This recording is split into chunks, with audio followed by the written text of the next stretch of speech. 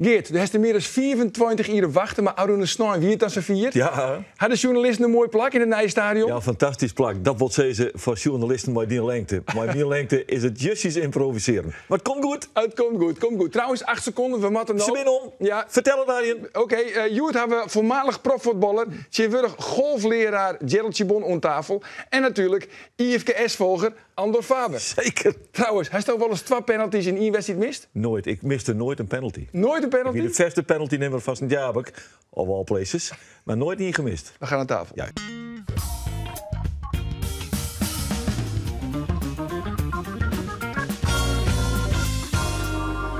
Jacob Trenskau zwaar het mooi zijn doelpunt voor een league speeltje in de FC Utrecht. En Helmond Sport verpest het feestje van Cambuur. Mijn naam is Arjen de Boer en dit is de Sportcast van Omroep Friesland. Ik zie nou goed bij de elftallen het veld betreden. Bessan, Piekenvel moment.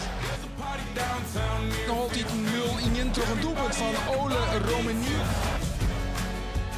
Het eerste doelpunt in het Nijenstadion van Cambuur is net van de Jouters. Dat is voor Helmond Sport. Oh, dat gaat hij nog een keer. Jongen, het is 0-12 binnen 10 minuten. Nou, hij had toch nooit die mist voor zijn vier, ik weet. Dit is het moment weer een kinder voor Cambuur. Het bent millimeters. Maar het gaat net terug. Dit doelpunt van Aronson. Nou, dan wint het bij je sissen op. Wouter van der Steen stopt de penalty. Oh jongens toch. Nou, daar komt hij. Ja! Daar is hij. Milos met Wouter van der Steen. Hij stapt hem weer. Nou, dit is te tragisch voor Budden. Wat een opluchting. Wat een enorme opluchting. Jacob Trenskau scoort het eerste doelpunt van SC Heerenveen. Ja, en heren, ze zitten aan tafel. Geert van Thun, Ando Faber en voormalig Heerenveen-voetballer en tegenwoordig golfleraar Gerald Chibon. Mooi dat je er bent, Gerald. Wat is leuker, golf of voetbal? Nu? Ja? Nu golf. En wat is moeilijker? Golf. En waar ben je beter in? Voetbal. Ja? Nou, nu niet meer. Maar, Nu, maar toen wel. Daar was je wel beter in. Ja. Ja, want er zijn natuurlijk een heel soort voetballers die hebben de switch maken naar het voetbal. Hè? Wat is nou een hele goede voetballer? Ja, sorry. Ja, die hebben de switch maken naar het golf. Ja. Dodus, maar Van Basten, kan ik me heugen. En Ja. nou ja, volle meer Van Hanegem. van Hanegem. Cruijff die het hek. Hiddink. Nou, Koeman. Koeman. Nigel de Jong. Nigel, die is goed. Is die goed? Ja. Ja? Kenneth Perez is denk ik wel een van de beste oud-voetballers. Die nu golf. Ja, oké. Die is beter als die. Ja. Kenneth Perez. Ja. En Van Basten? Wint hij het van die? Maar, ik weet niet, Marco. Ja, van mij heeft hij het wel weer opgepakt. Ja, die is ook wel goed. Ja. En Foppe? Foppe, die is ook wel goed. Ja, maar daar win je Op van? zijn manier, ja, dat denk ik wel. Dat wil je wel. Dat wil je wel. Ando, dat is natuurlijk Cambuur-watcher. Ja. En dat betekent dat je alles volgest wat Cambuur onbelangrijk. Ja, zeker. Hè, als er wat redden is, Ja, dan dan ben je ben ik er. erbij. Ja, ja. Ja, nou, wie is er net bij in de wedstrijd, bij de wedstrijd in Helmond Sport in het Oordenstadion. De laatste wedstrijd in het Oordenstadion. Nou goed, dat kan vanzelfs gebeuren. Wie is er weer net? Dat wie ik hier een wichtige jeetje. Van die mem. Ja, klopt. Oh ja, en nou ja, Snoin wie de allereerste wedstrijd in het Nijenstadion. Ja, En wat denk je, Gerald? Nee, ik denk niet dat hij erbij was. Ik denk Hij gaat goed zielen. Scootjeszielen. Ah, ja, dat is ook leuk. Is die er wel wien? uiteindelijk wel. Maar dat wordt wel een skoft. Ja, we gaan lang een dobber Hier is de wedstrijd de eerste wel kennen. Ja, dat wie inderdaad wel kennen. Ja. Ik riet door Ljouwert, het wie in Starem. Dus dan zit er eerst een pleuren zijn in de auto. En ik riet door Ljouwert, hoe die roemwaai. Eind van de morgen en dan just al je meesten op fietsjes in Cambuur shirtjes richting die nije voetbaltempel en dan komt staat Steffenson viaduct en de lampen stieren on. Ja. En ik moet eerlijk wezen, toen hier ik wel wat FOMO zat ze dat dan zitten. FOMO, ja. Fear of missing out. Koest hem net? Nee, ik denk wel FOMO. FOMO. Ja, dan baal ik gewoon dat ze er net bij best is. Maar Oh, Oké, maar heeft hij wat mist, Geert? Hij had een heleboel mist, vind ik. Ja? Ja, hij had een uniek moment mist. Unieke sfeer mist. Hij had... hij had eigenlijk het moment mis, ik precies werd. Maar misschien beleef ik dat wat hoor zoals Andor, want ik ren wat al langer om bij Cambuur. Maar als je de 30 hier omslaan hebt, zoals ik, en eigenlijk gaat het al 30 hier om een nieuw stadion. En dan is het eigenlijk zo vier. Nou, dat vond ik wel een belevenis. Maar Ja, maar en daar zou je niet krijgen van de journalisten. Ja, de kruk is te leeg en het bureau is te heeg en daar shows eigenlijk niks. Nee, dat vond ik ook wel weer grappig, want ik heb de wedstrijd steende verslaan. Want was miste ik een hele strook in de lengte van het veld, zeg ik de seatline net in een meter van het veld. Dus het zegt de rechts of links moeten gewoon net erin. Nou ja, dat is een beetje vervelend. Dus maar dat wordt nog wel verholpen? Ja, werd verhoren. Gewoon, Dus het is een prachtig stadion, Ja, alleen het plak van de journalisten kan nog het plak is fantastisch. Met complimenten aan de organisatie, hoe werd ze Del zetten. Nou? Helemaal in de nok van het stadion. Machtig mooi. Het is een goed overzicht, het is mooi te zien. Je hebt hier mensen die van het skoft de Fayadel rennen. Precies. Dus dat is een grote ergernis bij het oude Cambuurstadion. Nou, 4 minuten voor tijd. Voor de rust, 4 minuten voor het einde. Dan gaan mensen niet in koffie of naar Hoesta. En dan roen ze voor iets los. En dan missen ze een hele hoeken van het veld. Dus zegt niks meer. Dan moesten ze weer staan, dan moesten ze weer in omgremen. Dat hebben we niet meer. Ik ben zeer tevreden. Mooi zo. En ja, hoe maak je, ik reken gewoon mijn onderdeur als ik. Dat is ook net zo makkelijk. Nee, dat is ik zo. Dat is Ian, zondag. En dan krimp je ook al wel wat? Meer. Ik zit wel in de fase van mijn leven dat ik krimp. Dus ja... Nee, het weer 1,28, maar het zal nog wel minder wezen. Oké. Gerard, we hebben stellingen. En daar moet je eigenlijk zo kort mogelijk en zo krachtig mogelijk antwoord op geven. En dan kunnen we de letter altijd weer op waar we omkomen. Nou, de eerste is voor jou, Gerard. De winnende strafschop scoren in de bekerfinale? Of toch liever een hole-in-one? De winnende strafschop in de bekerfinale. De winnende strafschop. Heb je trouwens wel eens een hole-in-one gemaakt? Daarom twijfelde ik ook. Oké, maar het wordt toch de strafschop. Ja. Goed, Geert, Cambuur had het allermooiste stadion van de KKD. Nou, dat is misschien wat ruim, maar voor mij wel. Dus zet maar ja. Oké. Andor, Milan Smits maakt gewoon bij Cambuur blijven. Ja, dat moet hij zelf weten. Nee, ik vreeg het om die. Nou ja... Wat was nou heel graag? Ja, ik sliep er net minder om. Maak het mij niks uit, maar... nou ja, toch. Ja, dan maar ja, dan. Ja. Oké. Als die jongen naar het Boeteland wil, dan moet hij lekker naar het Boeteland gaan. Goed zo. Ik snap dat wel. Geert, Heerenveen hier meer als 1 punt verdiend in FC Utrecht. Basis van de tweede helft wel, ja. Ja, Andor. Cambuur moet zo vlug als mogelijk Mark Diemers vers lezen. 100%. Ja. En Gerald, de laatste is voor jou. Het voetbal dat Heerenveen nou speelt... is het leukste voetbal van de laatste 10 jaar. Ja. Ja. Waarom? Vertel eens, leg eens uit. Die speelwijze van Heerenveen met heel veel risico tijdens de opbouw van achteruit. Ja, er zit wel wat risico in, inderdaad. Goed. Maar het is wel... het heeft een bepaalde filosofie en die is van Persie. En dat is mooi dat hij dat heeft. Ik denk ook wel dat je er uiteindelijk... dat je daar uiteindelijk ook wel tegenstanders mee kunt overklassen. Dat heeft natuurlijk wel wat tijd nodig om dat allemaal goed in te slijpen. Maar ja, het wordt wel het wordt er wel wat aantrekkelijker van, vind ik. Ik vind het wel leuk als je kort combinatievoetbal hebt, snel spel, de bal laten gaan. Maar met zoveel risico ook hoog druk zetten van FC Utrecht. Ja. En dan toch maar weer steeds de keeper aanspelen, ook al staan daar 2 spelers van Utrecht in jouw 16. Ja. Nou ja, goed. Je probeert natuurlijk Utrecht daarmee ook wel een beetje uit hun verdedigende stellingen te halen. En als je daar onderuit kan spelen, en dat hebben ze wel een aantal keer wel goed gedaan... dan zie je ook in één keer dat er enorm veel tempo naar voren gaat. Alleen ja, dan moet je wel zorgen dat het dan ook nog goed en nauwkeurig blijft gaan. En daar ging het een aantal keren mis, waardoor je elke keer wel weer terug moet.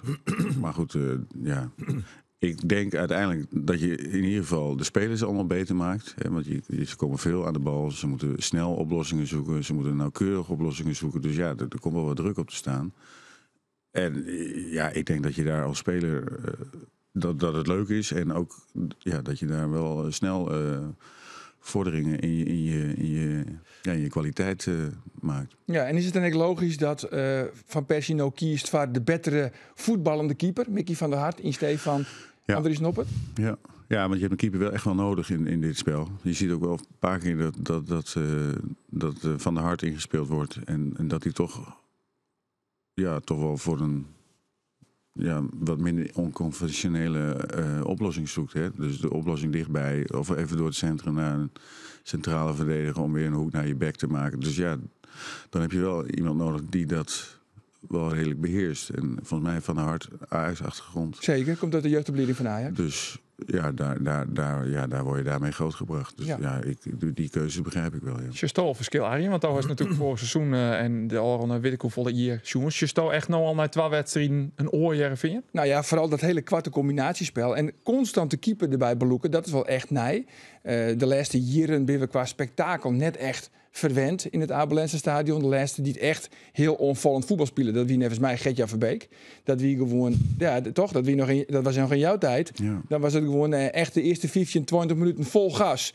En dan daarna weer elke keer en ik wel een beetje warrig. En dan gauw op een klokje en dat het goed wie stien je dan met 2-0 voor. Maar ja, dat wie eigenlijk een beetje, dat vol gas voetbal is eigenlijk geïntroduceerd door Gert-Jan Verbeek. Jurgen Klopp, Gert-Jan Verbeek had het vol gas voetbal geïntroduceerd. Ja. Ja, maar dat was toch een beetje zo? Ja, nee, goed. Ja, we zeggen vroeger was alles wel beter, maar ik denk dat de kwaliteit, en dat gaat niet over mezelf wat ook, maar de kwaliteit was voorheen wel wat hoger dan, of we hadden wat meer kwaliteit destijds dan. Ja, betere spelers, maar een Pranjic, Soleimani. Ja, maar ook van achteruit en inderdaad middenveld met heel veel dynamiek en buitenspelers met een goede individuele actie en spitsen die wel goals konden maken. Dus ja, dan wordt het wel wat makkelijker spelen. Ja, het is nou alle jaar gewoon jusjes minder. Een klein beetje minder. Ja, het is ook anders, hè. Het is allemaal anders. Ja, laten we eventjes jaren naar Sam Kersten, jongens. Hoe die opbouw van achteruit bij Heerenveen. Soms is het misschien ook niet de juiste optie, maar ja, daar zijn we nu aan het werk om te kijken wanneer is het wel het juiste moment. En ja, eigenlijk om ervoor te zorgen om elkaar ook niet in de problemen te brengen. En dat heeft te maken met keuzes aan de bal en niet per se met het feit dat we willen voetballen. Maar ik denk dat we daar gewoon naar moeten gaan kijken deze week. Maar nee, we gaan blijven voetballen en we gaan het risico blijven nemen, zeker. Dan maar met het zweet in de handen voor de toeschouwers. Ja, zeker. Nee, ik begrijp ook heel goed dat het er zo uitziet. Maar we zijn net begonnen en ik denk dat we zeker de tweede helft hebben laten zien dat het wel ook kan. Ja, Ron Jans joeg naar ouder en ik de complimenten aan Robin van Persie, hoe deze streetwiezen. Wat vies je van de Nijspulwiezen? Ja, ik vind het machtig. Ja, hij had wat dingen te doen, hij had wat dingen te veroordelen. Hij had er een idee over, had er een visie over. En daar gaat hij vol voor. En dat moet inslieten. Want maar heeft hij daar wel het materiaal voor? Of is het Manchester City's voetbal met bal op dak 7? Nee, hij had bal op dak 7 vind ik overdreven. Nee, ik ben wel met Geraldine, als die vroegere elftal. Ze is maar Petter Hansson daarin. Jongen, de stier ik wat. Ja, maar het gaat mij meer om hoe hij over voetbal denkt. En hoe hij dat overbrengt op een ploeg. En had ik mij net verzin dat wie het stadion niet verkocht. Ja, zo goed als. Ja, daar gaat het om. Hij wil entertainen. Hij wil ook entertainen. En hij zei er bijna wel eens op een bek. Nou, so what, jongen. Dat maakt het niks uit. Aan het einde van de rit staan ze gewoon wat hek voorspeld. Seks de handen. Staan ze gewoon. Let maar op. Ja, en dat het uitverkocht is, zei ik wel wat. Want het is gewoon een bouwvak in wat Nederland. Ja. Dus er zijn heel soort mensen op vakantie. Mensen willen het zien. En hij maakt het iets los. Hij maakt precies dat los. Wat Heerenveen net hier. Hij is een soort missing link, vind ik, van Heerenveen. Maar die hebben protestsympathie nog eens al prima. Maar elke die wordt toch even gewoon zien, Gerald, van ja, hoe doet de grote Robin van Persie het als trainer? Nou ja, dat ze, ja. Ik vind het wel bijzonder knap wat hij gedaan heeft nu al. Ja, ik ook hoor. Want het is natuurlijk heel anders dan dat het vorig jaar was. Ja. En dat je in vrij korte tijd iedereen op die manier een soort van omdenken weer naar een ander soort spelletje. Dat is wel bijzonder knap. Ja, en vind jij dan ook dat attractiviteit hoog in het vaandel moet staan bij SC Heerenveen? Want ja, kampioen word je niet. Het moet wel heel raar lopen, wil je degraderen. Ja. Dit we dan een helft maar van spektakelswarretje. Nou ja, goed. Ja, ik zit niet in het bestuur of in de club van Heerenveen. Dus ja, dat is het enige wat ik een beetje bijzonder aan vind. Is dat het nu in één keer totaal de andere kant op gaat. Dus dan denk ik, oké, maar wat wil je als club? Zeg maar, je hebt met Stijn gesproken. Hè, maar die had dit niet gedaan, waarschijnlijk. Nee. En nu heb je met Van Persie gesproken en die wil dit. En dan zegt de club, oké, we gaan dit doen. Dus dan denk ik, oké, maar wat wil je als club? Waar sta je als club voor? En ik vind dit hartstikke leuk en hartstikke mooi om naar te kijken. En als de club dit wil, is het prima. Maar ja, wat hebben we afgelopen jaren dan bij wijze van spreken gedaan? Dus dan denk ik van, oké, wat is de visie van de club? Ja, die zie ik dus niet terug. En dat vind ik wel een beetje raar. Maar ik ben wel blij dat het gaat zoals het nu gaat. En ik hoop natuurlijk dat er wel wat achterweg komt. Dat er ook wel resultaten komen. En nou ja, goed, een vol stadion is natuurlijk prachtig. En dat het gewoon weer gaat leven zoals het ooit al eens heeft gedaan. Ja, precies. Want alle ingrediënten van een geweldige voetbalmanager die wie natuurlijk wel onverhezig. Het wie prachtig waar. Het wie een fantastische gasmotten. Het stadion wie vol. Robin van Persie zei van tevoren, ik heb kriebels in de buik. Ja, maar de voorwaarden zijn er natuurlijk. Ja, ik vind het ook nog steeds een van de mooiste stadions van Nederland. Ook om in te spelen. Het is mooi rond, goed overzichtelijk. Nou ja, de mat is goed. En als de sfeer, dan is het echt superleuk. Of ja, eigenlijk fantastisch om in te spelen. Ja. En nou ja, goed. Ze moeten er wat van maken. Ze moeten er zeker wat van maken. Ze wijzen kennen dat Robin van Persie, maar dit wat hij nou docht, de toekomstvisie van de club aan het uitzetten is. Want ik kan me net voorstellen dat hij net de meeste mooi krijgt. Dat lukt hem wel. Nee, op deze manier is het ook wel zo. En als de club deze visie ondersteunt, en dat zullen ze wel doen, anders dan nemen ze hem niet aan. Precies. Dan zullen ze uiteindelijk een keer het plan, zeg maar, kunnen maken. Maar je krijgt nou het idee dat ze de visie baseren op de visie van Van Persie. Ja. In plaats van dat de club de visie bepaalt en daar een trainer bij ziet. Dat vind ik het enige wat ik er wel bijzonder en eigenlijk ook wel een beetje raar aan vind. Niet dat het slecht is, want ik vind het echt leuk. Ik vind het uitermate vermakelijk. En dat is toch wel heel belangrijk in voetbal. Dat is het ook, dat klopt ook wel. En als je niet, zeg maar, je sterspelers hebt als een Ejuke of Sanderson, van die entertainers, dan moet je het met elkaar doen. Die zitten. Daar hamert hij ook wel heel erg op, hè? Samen de. Goed. Ja, ik vind het mooi. Je kan het niet alleen. Of tenminste. Nee, maar goed, ik zou niet kijken, want we zijn nou de spulwiezen van Persie onder het bewier roken. Aan de andere kant, binnen 3 minuten stiert het 0 in. En binnen 10 minuten stiert het dan 0-2. Dan ben alle ingrediënten. Een hakje buitenspel. Nou ja, de grote teen heeft mij van Jens Toornstra. Ja, ik hier in eerste instantie echt net zien. Nee, Van Persie hier het net zien. Nee. Maar eventjes, we gaan nou even de diepte in. We gaan even tactisch. Ja, we gaan nou even de diepte in. Ik denk al, waarom lezen de voetbaltrainerboekjes hier op tafel? Maar wij willen echt een tactische slag maken. Ja, zeker, dat willen we het wel. Trouwens, het is trouwens zo, want die lezen ik op tafel. Want Timo Klompen had hier een keer op tafel zitten. Ja. En op basis van dat hij hier te gast wie in de podcast, had hij nou, en volgens mij had hij een soort van bijdrage of analyse in de voetbaltrainer. Dus, Gerald, misschien bellen ze, hè, straks, de voetbaltrainer. Ik dacht dat ik hier elke week moest zitten. Niks moet. Niks moet. Mag zitten. Ja, maar dan komt natuurlijk een flink contract af. En uiteindelijk is het een moetje, wordt het dan. Ja, uiteindelijk wordt het dan een moetje. Maar eventjes naar Van Persie. Waarom het in het eerste, laten we zeggen 20 minuten, eerste jaloeren, waarom het net goed ging? Je weet als Utrecht hoge druk zet. En daarin hebben ze echt hele goede spelers die dat heel goed kunnen. In de naam van Jens Toornstra bijvoorbeeld. Ja, die hebben daar zo'n goed gevoel voor. Die 1 of 2 metertjes die je hebt, dat is wel het moment dat je dan lopers moet hebben. Zeker omdat Viergever ook best wel hoog speelde. Dus die wilde echt doordekken op Luc.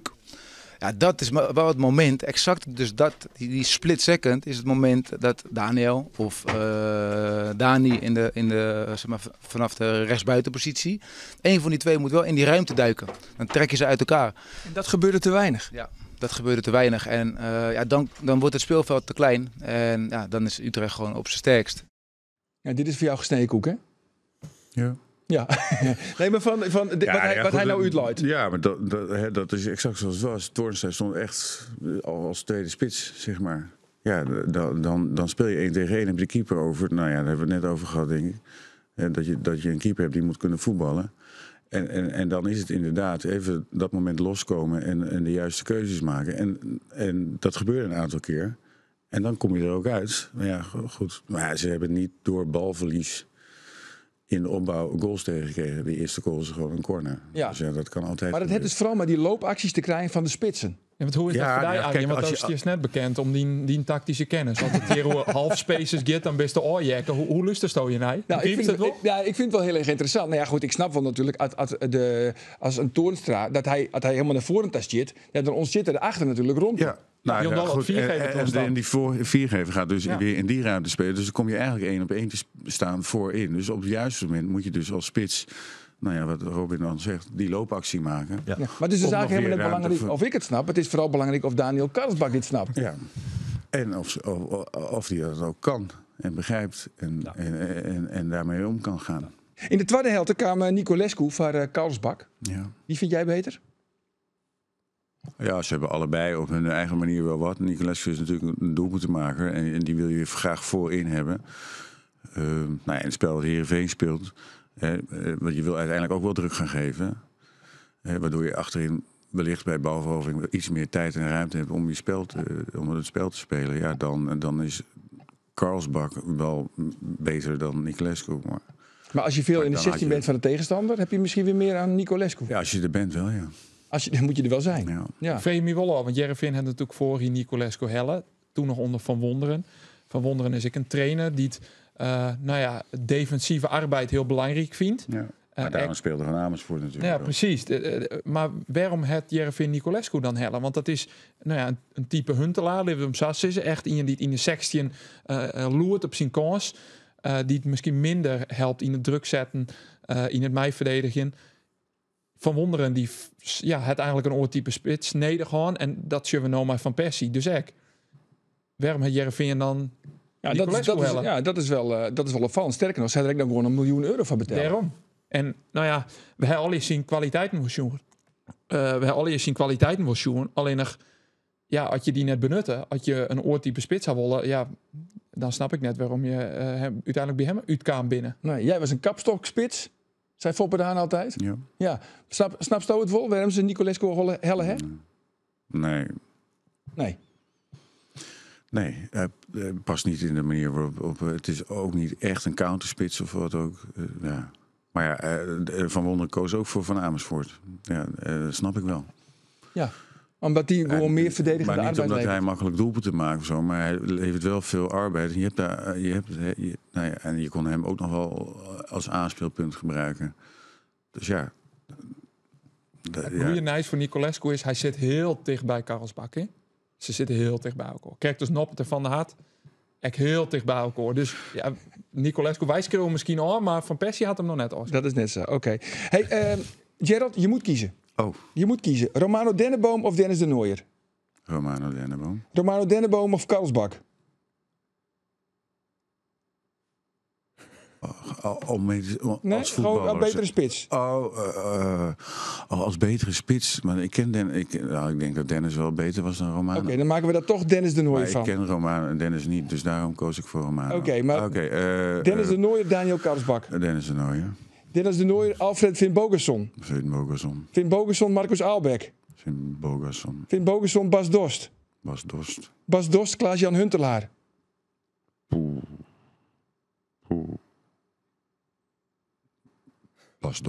Bas Dost, Afonso Alves. Afonso Alves, Ruud van Nistelrooy. Afonso Alves, Gerald Chibon. Is dat de beste spits met wie jij hebt gespeeld? Ja? Wat maakte hem zo uniek? Want ik vond het ook een feest om naar te kijken, hoor. Ja, die jongen die was zo snel, zo doelgericht. Die kon, sommigen die hebben iets heel bijzonders en onafvolgbaars. En dat had hij.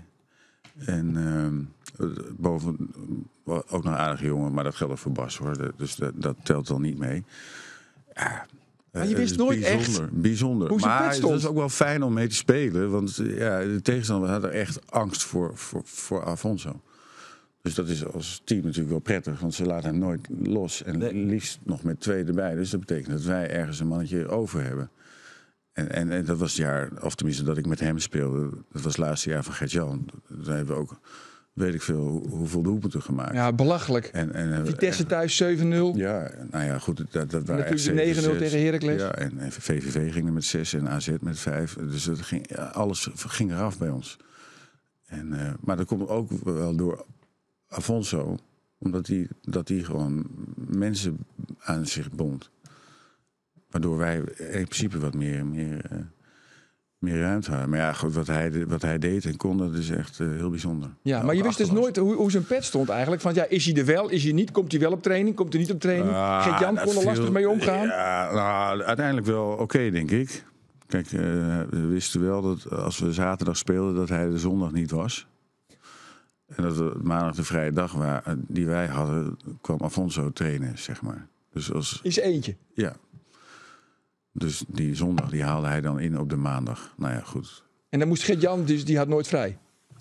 Nee, maar ja, een trainer heeft sowieso Oké, maar nooit vrij. normaal gesproken zou je zeggen, dat heeft de trainer ook vrij. Maar dan komt Afonso Alves. Ja, nou ja, goed. Ja. Waarom was dat? Hoe bedoel ja, je waarom dan? deed hij Waarom deed hij dat? Ja, Afonso was er niet op zaterdag. Die ging zaterdagavond. Had hij andere plannen. Ja. Echt waar? Die ging op stap of zo? Ja, ik was er niet bij, maar dat mag je aannemen. Ja.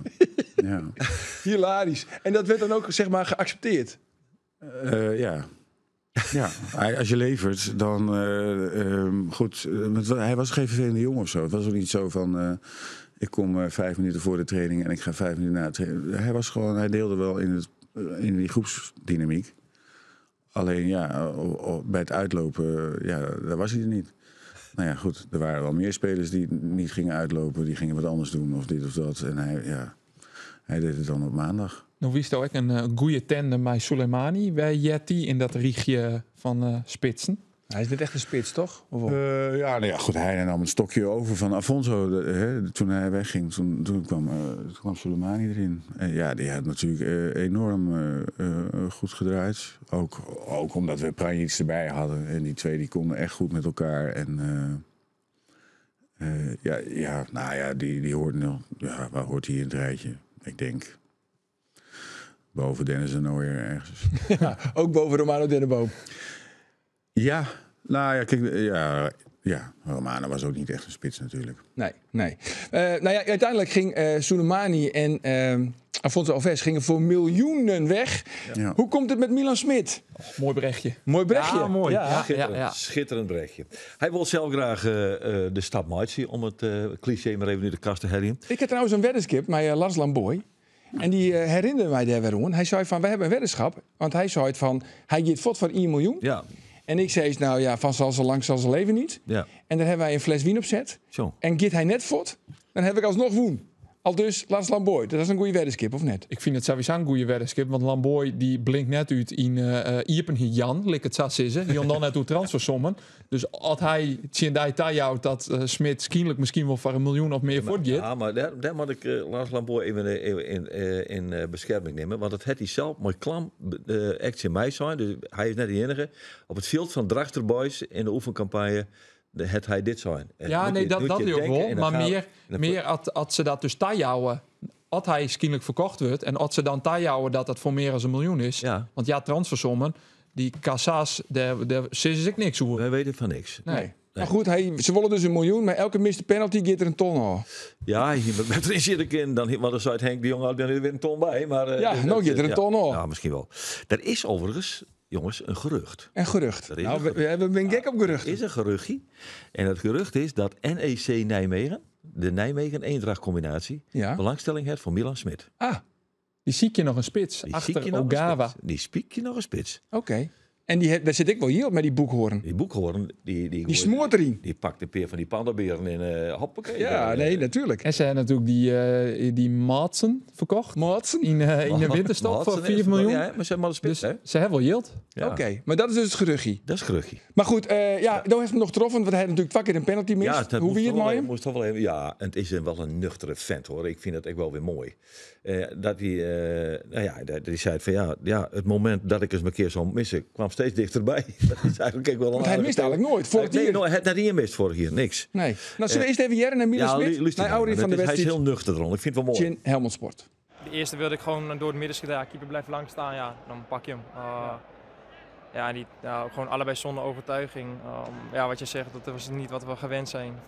Toen dacht ik van oké, wacht even, nou mist hij er één. En dat is tamelijk uitzonderlijk, want ik heb het eigenlijk nog nooit gezien. Misschien zegt hij nou tegen een ander, doe jij maar even. Maar je wilt hem zelf nemen, je pakt hem gelijk weer. Ja, en ik ga de volgende ook gewoon nemen. Dus, ja. Hij gaat de volgende weer gewoon Ja, nemen. hij gaat het gewoon nemen. Mooi. hè? Ja. Is dat ook het meest verstandig wat je dwang in? Want daar is het ook wel eens een keer een strafschop mist. Ja. Ja, Utrecht, FC Utrecht uit.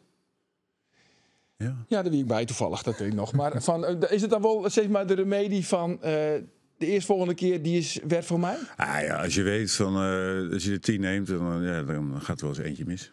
Ja, maar ja, dit wie 2 achter elkaar. Ja, nou, dan heb je bij de eerste 18 zijn er licht ingegaan. Dus dan heb je nog. Nee, ja, goed. Kijk, als je.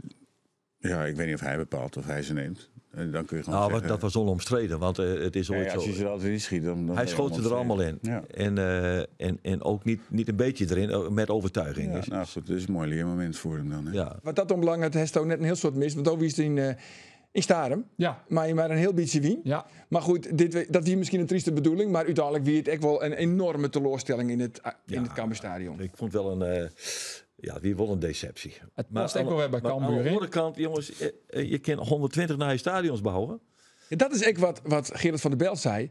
Ja, ik kwam hem nog chin in het skoft. Hij zei, ja, dat is wel Cambuur, jongens. We hebben een prachtig mooi stadion, maar het blijft Cambuur. Precies. Je kan gewoon verliezen van Helmond Sport. En het leidt wel iets, het brengt wel iets aan de oppervlakte. Nou ja, het kan wezen dat de spanning gewoon toch... Want er gebeurde natuurlijk van alles omheen. Nou, dat is er zelf best. Hè? Die dynamiek die het ontstiert, die verwachtingsvolle, dat hoopvolle, dat vrolijke. Er ontstond een dynamiek die net voorbij ging wezen kan onder de spelers. Dat ken het. Die merken dat ook.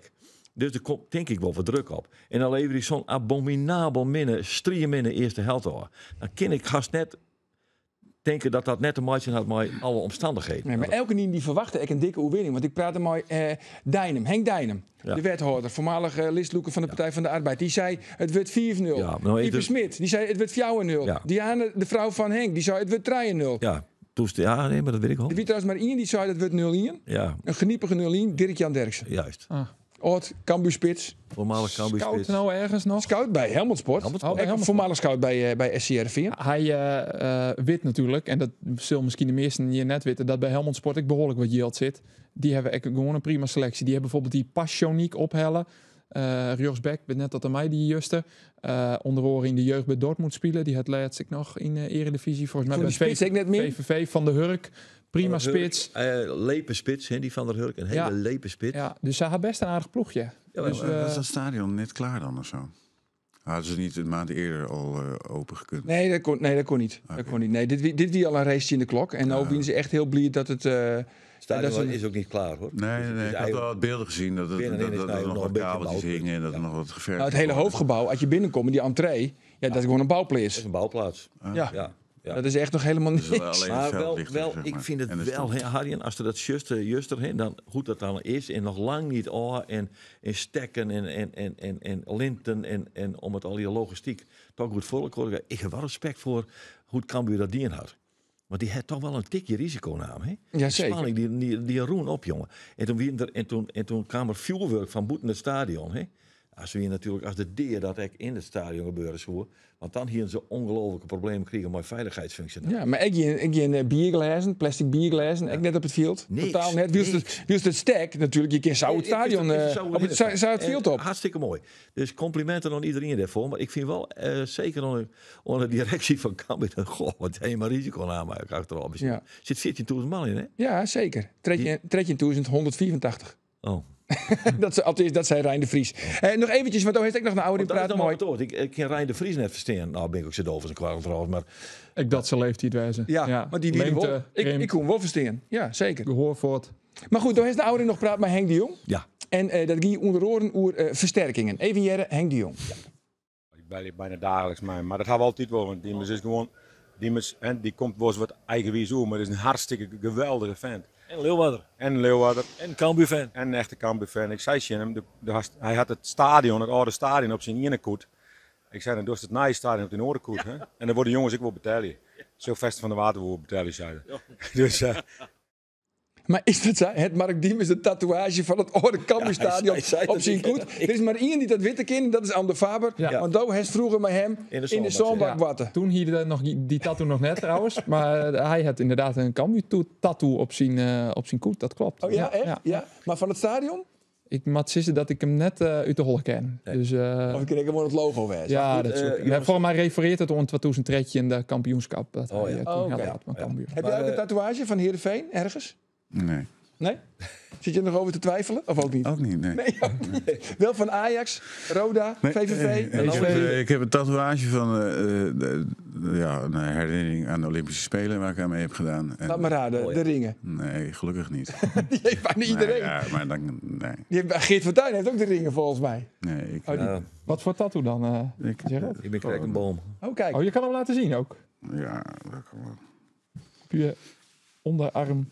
Oh ja. Dit was het logo van de Olympisch, het is een poppetje. Hè? Dus het hoofd, dus de armen, dus de benen. Ja. Dus in het wit. Ja. Dat was het Beijing logo. Dat was het logo van de... Van de ringen. Ja. Heeft iedereen, die is niet heel origineel. Ja, dus ik vond het ook wel een beetje teleurstellend dat je mij aan de ringen met de ringen associeert. Excuus. Nou ja, goed, de Olympische Spelen. Is dat wel? Want je hebt natuurlijk een mooie carrière gehad. Kunnen we dat zeggen? Ja. Dat zegt Mats Smeets dan, hè? Mag ik dat zeggen? Ja, dat mag ik zeggen. Van mooie carrière, hele mooie clubs, buitenland. Je hebt bij Ajax gevoetbald, bij PSV, de topclubs in Nederland. Buitenland, Olympische Spelen. Bundesliga. Ja, het is... Australië. Ja. Maar de Olympische Spelen springen eruit? Ja, dat is wel bijzonder. Dat is wel iets unieks.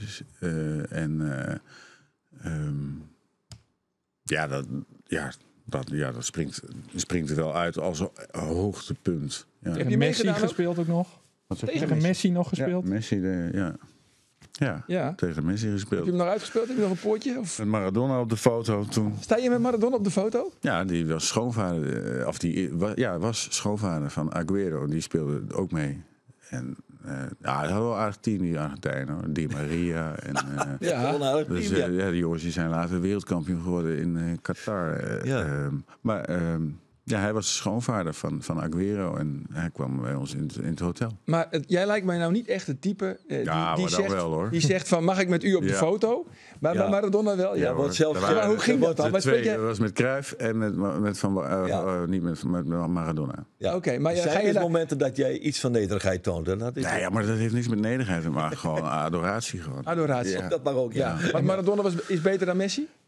Ja. Voor jou? Ja, voor mij ook. Maar ik denk voor anderen is het Messi. Voor mij niet. Nee, voor jou is het Messi. 100%. Maar ik 100%, ik ben ook Maradona. Ja. Maradona? Ja, Maradona of Messi? Nee, Maradona. Ja. Maar ik wil nog even terug naar dat moment dan, Gerard. Want dan zie je dus Maradona. Ja. En dan denk je van, ik wil eigenlijk wel met hem op de foto. Ja. En spreek je een beetje Spaans? Nee. Hoe ging dat? Nee, dat is wel... Makai heeft hem gemaakt, toch? Ja. We zitten in een hotel. We waren niet in Beijing, we waren in buitensteden. En door veiligheid zitten alle teams in hetzelfde hotel. Dus in het begin, dat er heel veel teams meededen, zat je met 6 landen in 1 hotel. Allemaal op verschillende verdiepingen. En hoe verder je in het toernooi kwam, dat valt natuurlijk meer af. Wij zaten dus bij Argentinië in het hotel. Alleen zij hadden andere meetingrooms en alles. En zij aten naast ons. Dus wij hadden net gegeten en we zagen Argentinië ook alvast naar de lunch gaan. En we hadden al gehoord, Maradona is in het hotel.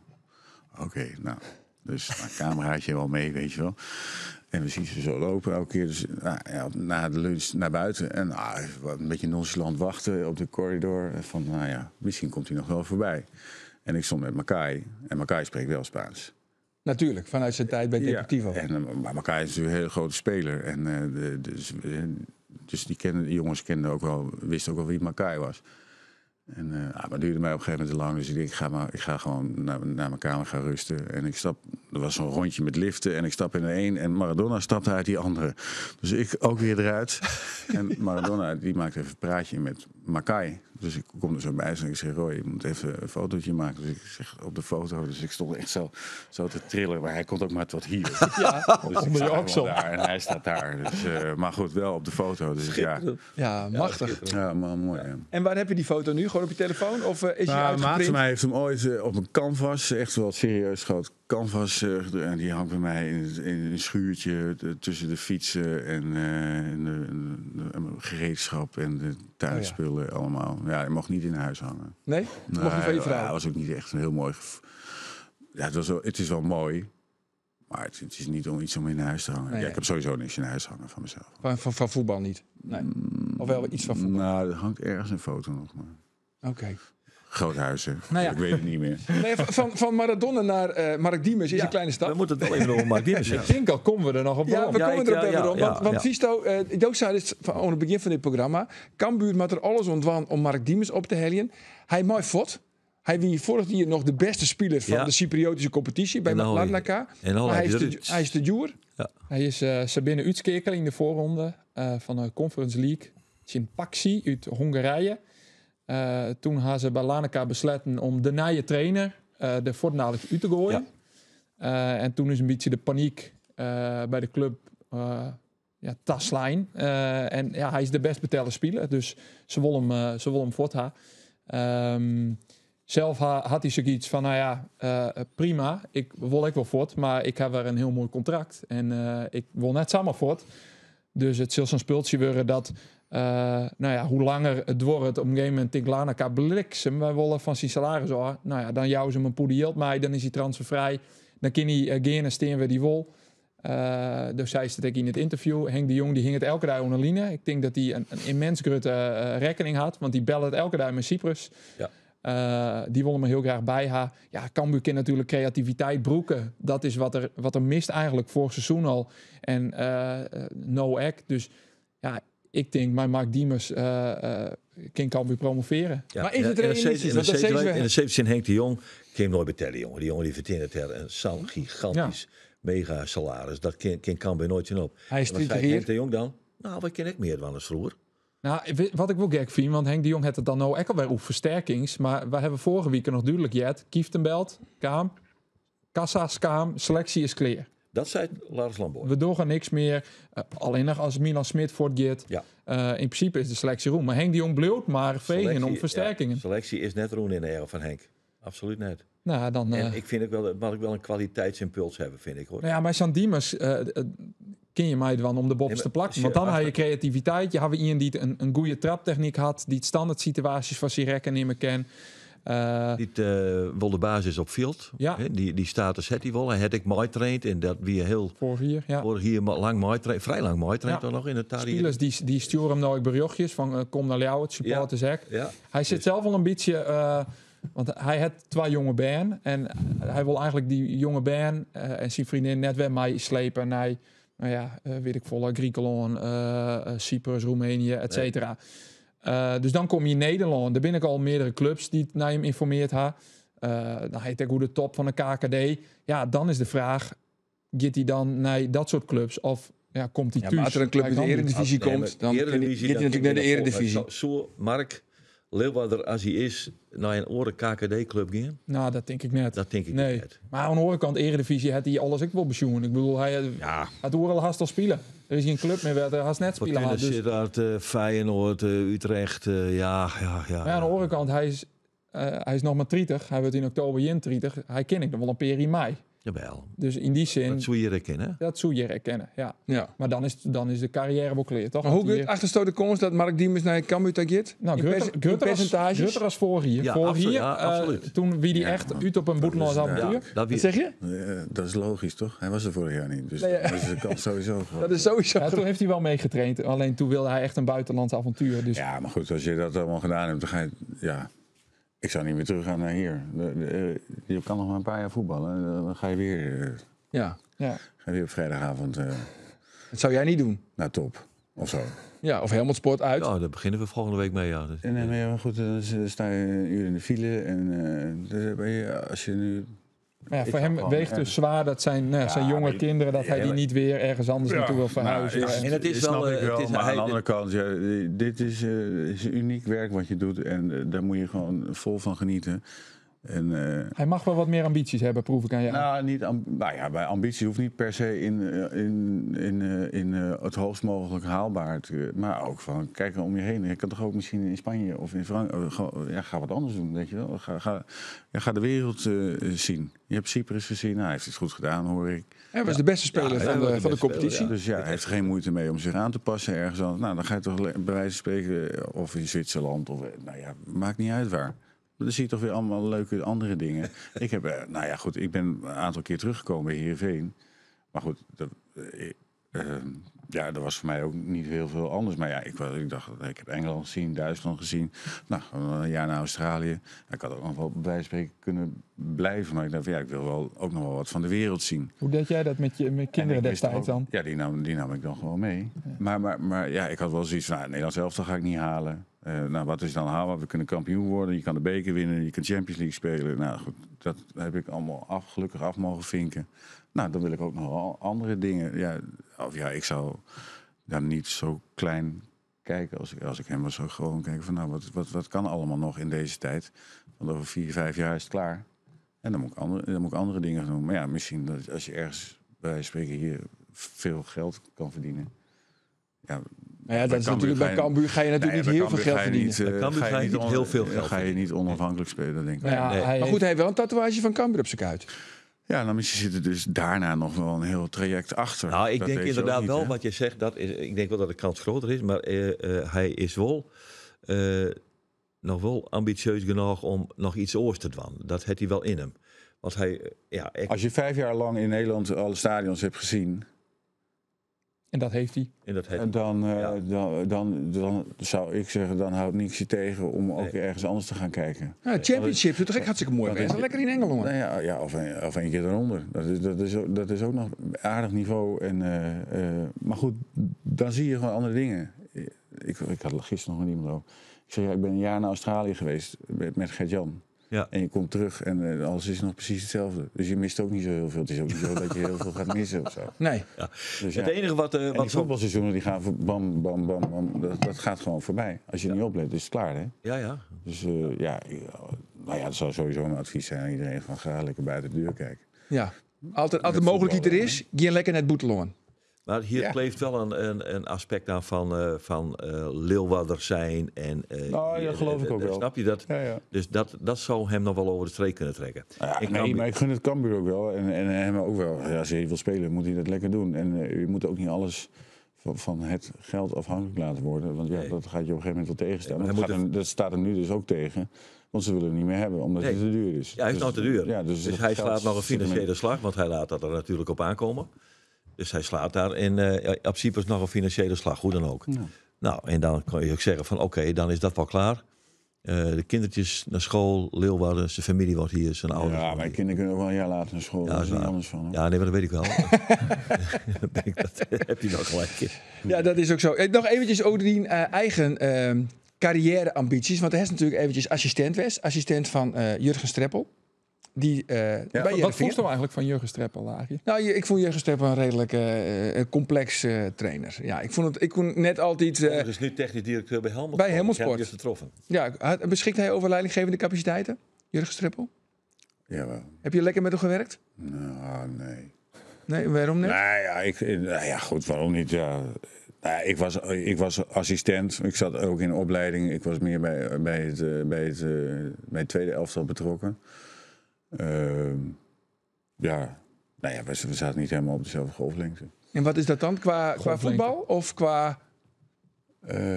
Toen ik vroeger verkering had en dan wil ik het uitmaken, zei ik ook wel, we zitten niet op dezelfde golflengte, maar... Ja. Nee, zoiets moet je. Zoiets. Nee, maar qua voetbalvisie of qua mens, qua persoonlijkheid, qua iets anders?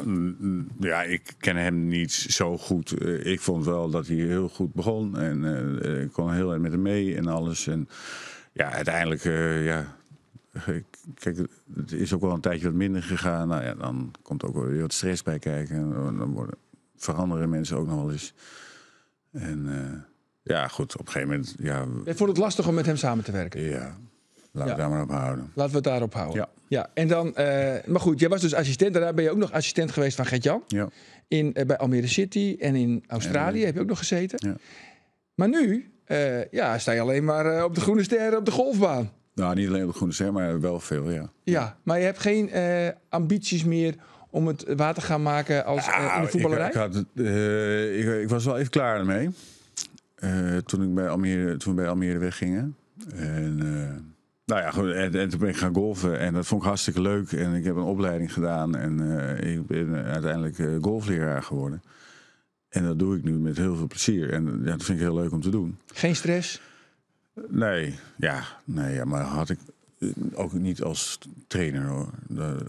Niet stress.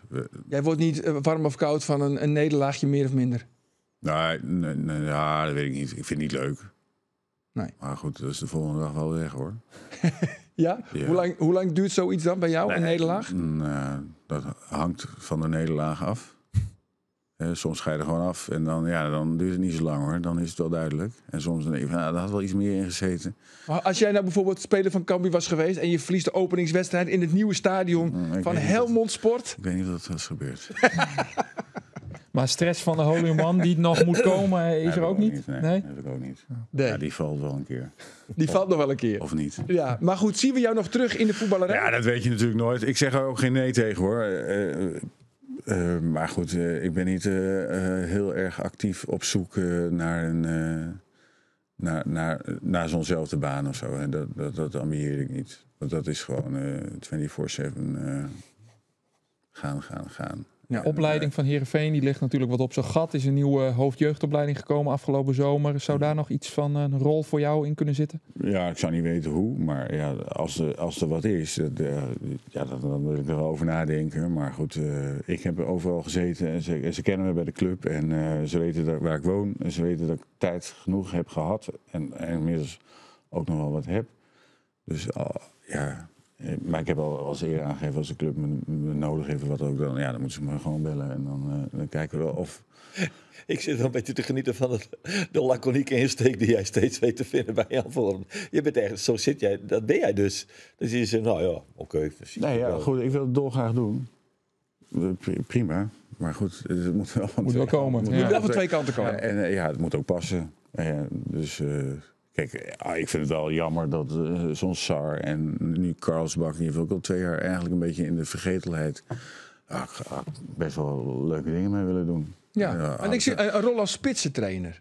Nou ja, goed, als spits, daar zou je dan wel een beetje naartoe... Maar het kan ook een soort van begeleiding zijn. Hè? Ik bedoel, ik heb... goed, met Bas ging het dan heel goed, met Bas Dost. Maar dan heb ik soms hetzelfde soort traject af. Ik speelde bijna niet meer... En dat was ook wel klaar. Ik was 38. Ja. Maar ik was wel redelijk intensief met Bas aan de gang. En af en toe met Asaidi, Narsing. En dat vond ik superleuk om te doen. En dat is gelukkig heel goed gegaan toen. Aandacht voor, als een speler aandacht krijgt, daar groeien ze alleen maar van. Ja. Dat is ook natuurlijk wat er bij Karlsbak aan ontbroken heeft de afgelopen jaren. Dat idee heb ik ook wel een klein beetje. Maar goed, dat kan ik niet. Nee. Dat kan ik niet, want ik ben er niet bij. En goed, dat had je natuurlijk met Sar ook. Ja. Dat zijn heel jongens die hebben gewoon... Dat zijn jonge gasten met heel veel potentie. En daar had je wel wat... Als je die aandacht en tijd en energie in steekt, dan zal het waarschijnlijk wel iets beter worden dan dat het is. En ze hebben toch wel echt... ze hebben wel een serieus bedrag voor die jongen neergelegd. Zeker. Maar goed, ze hebben nu Van Persie en ze hebben ook andere stafleden erbij. Dus het zal misschien inmiddels heel anders zijn. Ja. En hij speelt, dus dan krijg je sowieso wel meer aandacht. Zo is het. Dus. En misschien gaat hij ook nog wel scoren tegen NAC Breda. En wat hebben we hier voor ons liggen? Geert van Tuinen. Bruggetje. Dat is een mooi berichtje. Weer een berichtje. Jongens, even. Want we hebben de tickets van de kraker. Ja. Heerenveen, NAC Breda. Ja. Het is wel een belangrijke wedstrijd. Hè? Want Heerenveen heeft best wel een zwierprogramma. Maar de uitwedstrijdje in Ajax had ze achter de rug. Die had ze verleden. Nou, Tuusje in FC Utrecht. Twente is uitsteld, maar die is een week uitsteld. En daarna moet je nog naar AZ. Dus best wel pittig. En eigenlijk dit elke niende minuut. Dat is de wedstrijd wel even voenwut. Nou, komt de vraag. Ja. Hoeveel doelpunten heeft Geraldje Bon makken voor SC Heerenveen?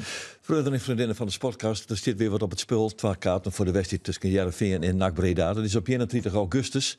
Bijzondere dag voor mij, maar daar viel er niks meer over. De vraag is, hoeveel doelpunten heeft Geraldje Bon maken voor Sportclub Heerenveen? Even mailen naar sport@omroepfriesland.nl.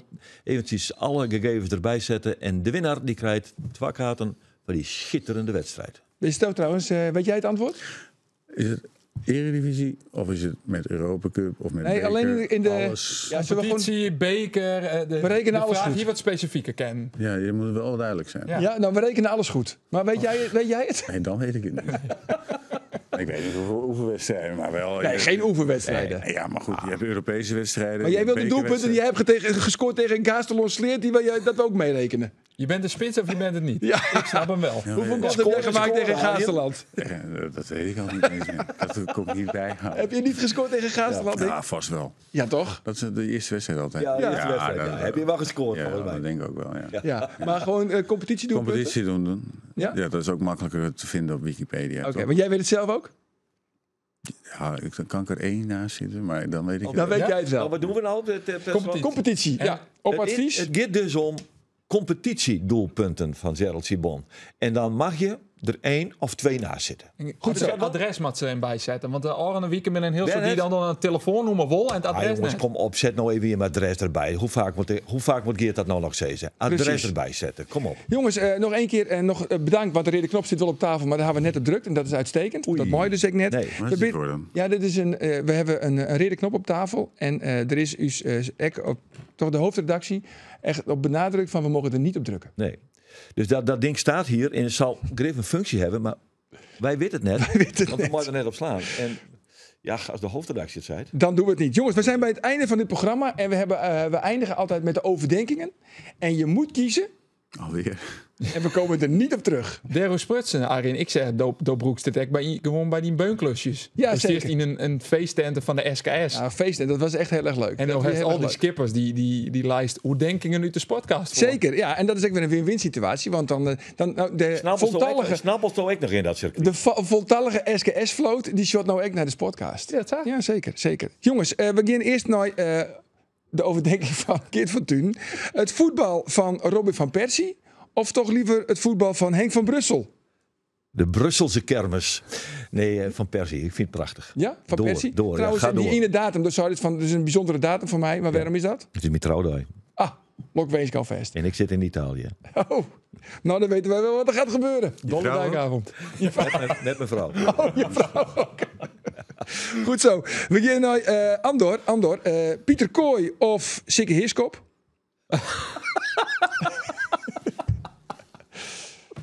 Sikke Heerskop. Sikke Heerskop. En Gerald, wat is erger? Een strafschop missen of een putter missen op 10 centimeter? Een put missen van 10. Wat is erger? Ja, een put missen. Het put missen is erger, ja, op 10 centimeter? Ja. Ja? Ja. Dat is een stukje. Ja. Dat is niet veel, hè? Dat is niet veel. Is het je wel eens overkomen? Ja. Jawel? Ja. Dan ga je door de grond, toch? Dan ga je door de grond. Ja. Jongens, mag ik je dank zeggen? Ik vond het hartstikke leuk dat je er was. Gerald Sibon. Goed zo. Heren, wij zijn de Nijwieken weer. En dan ook weer zonder Roelof de Vries. Want die zit nog altijd... Is hij dan nog op de Fietst die nog Sallandsheuvel? op een Maar die Sallandsheuvel? was vandaag ook niet hoor. Nee, die was niet. Nee, die is nog steeds zonder Roelof de Vries. Ja, we dachten eerst de Utrechtse Heuvelrug. Maar daar gaan andere mannen naartoe. Hij zit op de Sallandse Heuvelrug. Goed zo, die is er nog net. Maar we hebben een hele nieuwsgierige gast. Ik zou zeggen, graag ont Nijwieken bij de Nijs Podcast. Dag.